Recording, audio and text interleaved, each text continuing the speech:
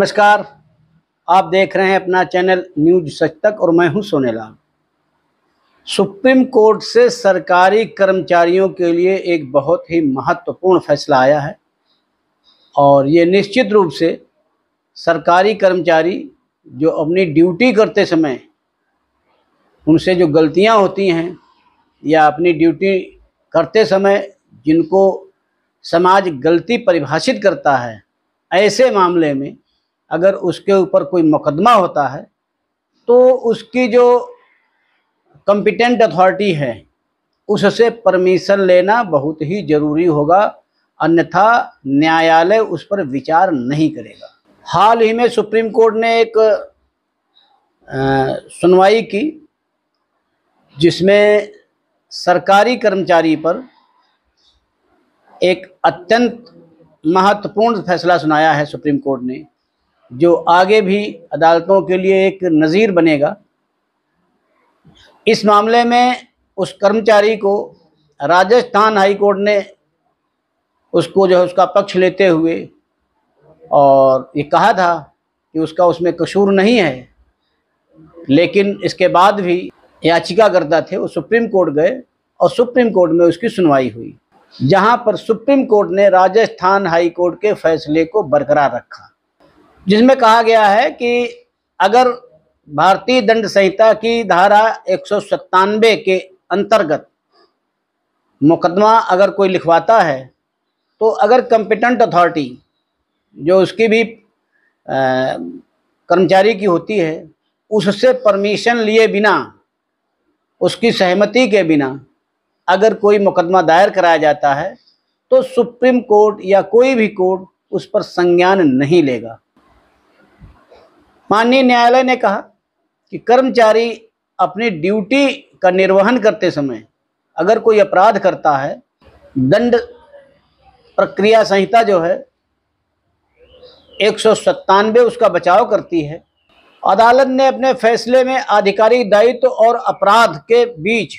संबंध पर विशेष प्रकाश डाला है। न्यायालय ने कहा कि सबसे पहले यह निर्धारित करना महत्वपूर्ण है कि कर्मचारी द्वारा किया गया अपराध उसके आधिकारिक दायित्व निभाते समय हुआ है या नहीं।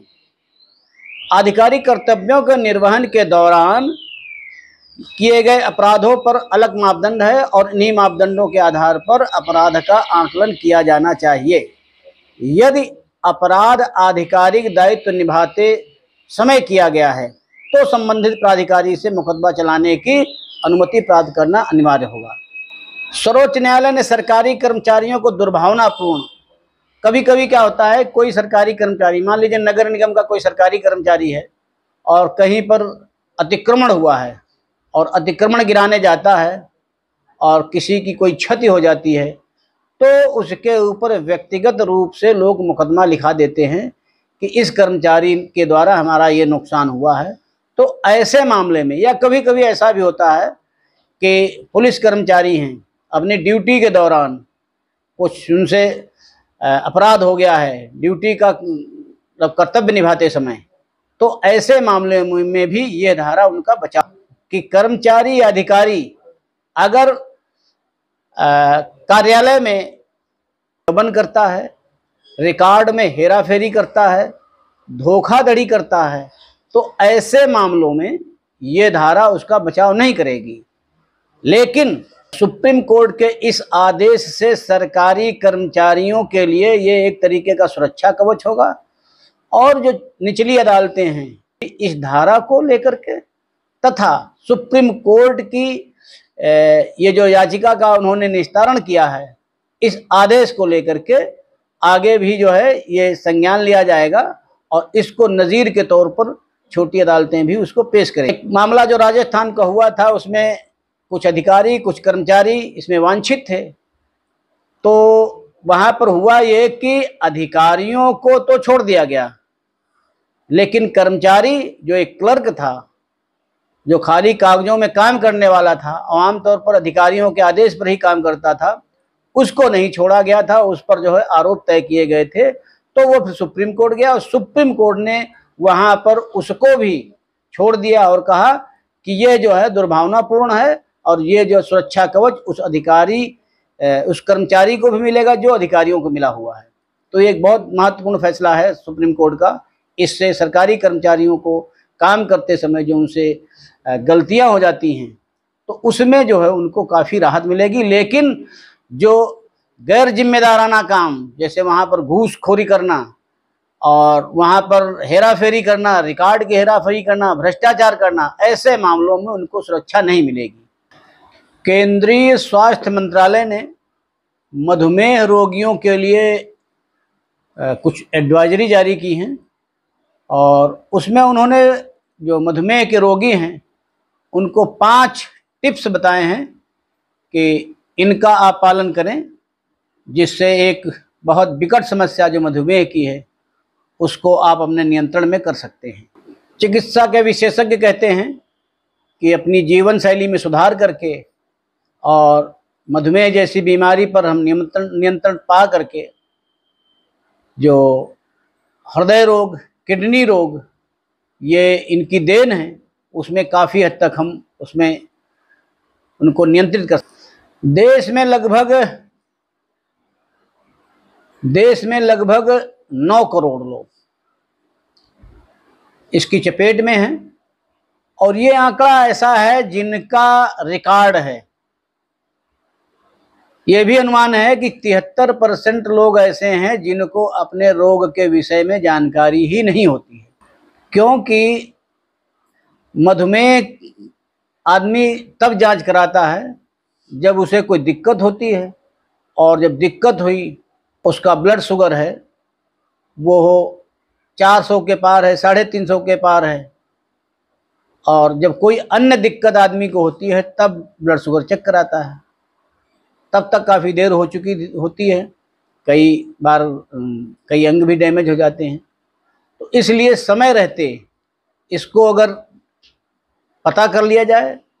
नियंत्रित कर लिया जाए, तो कई प्रकार की समस्याओं से हम बच सकते हैं। वैसे भी 40 साल की उम्र के बाद में हर व्यक्ति को, उसको ब्लड शुगर हो या न हो, 40 साल की उम्र जब हो जाए तो उसे साल में कम से कम एक बार अपना ब्लड शुगर जरूर जांच करा लेना चाहिए। स्वास्थ्य मंत्रालय ने जो 5 टिप्स जारी किए हैं वो इस प्रकार से हैं। मीठे खाद्य पदार्थों का सेवन कम करें, चीनी से परहेज रखें, तंबाकू और शराब का सेवन बिल्कुल न करें, डायबिटीज को अगर कंट्रोल करना है तो नियमित व्यायाम करें, और नियमित व्यायाम करने से काफ़ी हद तक इसमें जो है आपको लाभ मिलेगा। अपने भोजन में फल और हरी सब्जियों का अधिक से अधिक प्रयोग करें, रेशेदार सब्जियों का, फलों का प्रयोग अधिक करें, और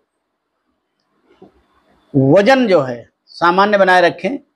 क्योंकि वजन बढ़ने से भी ये समस्या हमारे लिए मतलब घातक हो सकती है।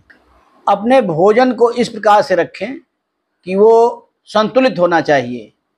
जिसमें जैसे हमारे ओट्स हो गए, दालें हो गई, साबुत अनाज हो गए, सब्जियां हो गई, फाइबर युक्त फल हो गए, इनका अधिक से अधिक प्रयोग करना है, और कार्बोहाइड्रेट की मात्रा को सीमित करना है, संतुलित करना है। अगर ऐसा आप करते रहेंगे तो आपका ब्लड शुगर निश्चित रूप से संतुलित रहेगा और कंट्रोल में रहेगा, और जब ये कंट्रोल में रहेगा तो आपको कई प्रकार की बीमारियों से भी राहत मिलेगी, उनका सामना नहीं करना पड़ेगा। अगली खबर का रुख करते हैं रक्षा से संबंधित। भारत सरकार एक ऐसी प्रणाली खरीदने जा रही है जो एक सिपाही भी अपने कंधे पर रख करके और मिसाइल दाग सकता है, और ये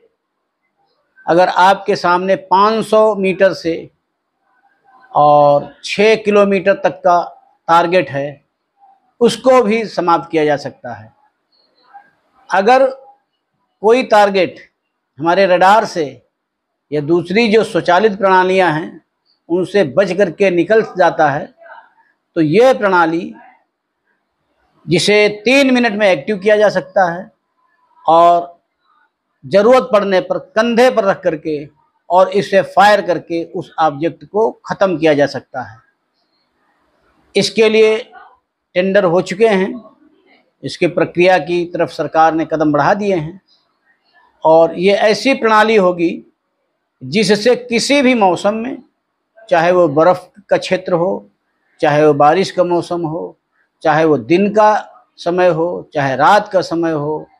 कोई भी समय हो, कोई भी मौसम हो, कहीं भी कैसी भी परिस्थितियां हों, उन पर उन जगहों से भी